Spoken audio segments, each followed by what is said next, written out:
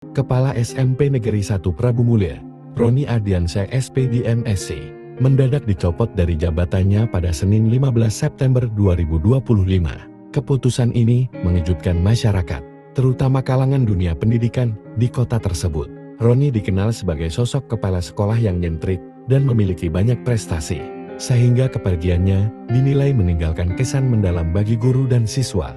Di media sosial, muncul berbagai spekulasi mengenai alasan pencopotan itu.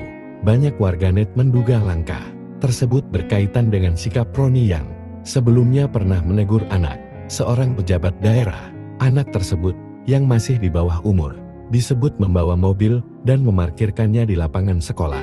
Area yang kala itu digunakan untuk latihan kegiatan siswa. Menurut sejumlah komentar netizen, tindakan Roni dianggap wajar karena demi menjaga ketertiban sekolah. Ada juga yang menyebut satpam sekolah ikut terkena imbas setelah insiden tersebut. Video yang memperlihatkan Roni berpamitan dengan para guru dan murid secara haru beredar luas di media sosial.